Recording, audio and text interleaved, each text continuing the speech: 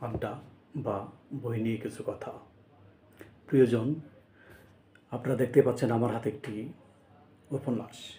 এটি মানিক বন্দ্যোপাধ্যায়ের কালজয়ী উপন্যাস পুতুল নাচের ইতিকথা। এটি বাংলা সাহিত্যের অন্যতম শ্রেষ্ঠ একটি উপন্যাস। পুতুল নাচের ইতিকথা বাংলা সাহিত্যের অন্যতম সেরা একটি উপন্যাস।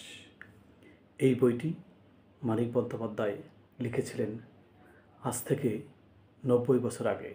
ভাবা যায় যে 90 বছর আগে তিনি লিখেছিলেন পুতুল নাচের ইতিকথা। সেই বইটি আমি আজ পড়ে শেষ করেছি।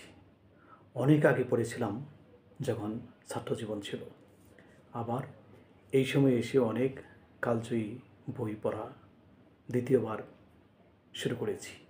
সেই ধারাবাহিকতায় পুতুল নাচের ইতিকথা পড়ে আজ শেষ করলাম, তাও আবার এই বইটির প্রকাশের 90তম বছরের মাসে। অসাধারণ একটি বই, কী যে মুগ্ধতা, কী যে ভালো লাগা, একেবারে টান টান উত্তেজনা নিয়ে আমি এই বইটি পড়েছি যে কখন বইটি শেষ হবে, গল্পের শেষটা কী হবে। পুতুল নাচের ইতিকথা উপন্যাসের নায়ক শশী, তিনি একজন ডাক্তার। নায়িকা অবশ্যই কুসুম। কুসুমের একটি সংলাপ, আর যে সইতে পারি না ছোটবাবু,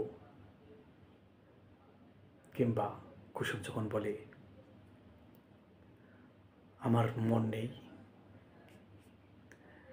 গ্রামের একেবারে মুন্সিগঞ্জের বিক্রমপুরের একটি গ্রাম গাউদিয়া, যেখানে মানিক বন্দ্যোপাধ্যায়ের জন্ম বা পৈতৃক ভিটা, সেই গ্রামকে তিনি ছবির মতো সুন্দর করে নিখুঁতভাবে তুলে ধরেছেন এই উপন্যাসে।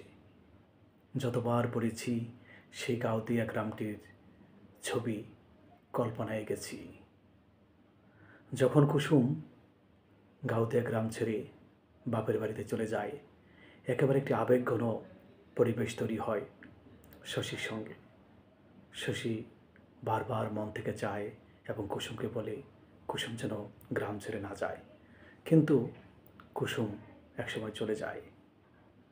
এই উপন্যাসে যাদব একটি গুরুত্বপূর্ণ ক্যারেক্টার। আমার ভালো লেগেছে এই জন্য যে যাদব পণ করেছিলেন তিনি রথের দিন মারা যাবেন, তিনি সেদিনই মারা যান। বনবিহারী নামে একটি চরিত্র আছে, তিনি ছবি আঁকেন। কুমুদ নামে একটি চরিত্র আছে এই বইয়ে।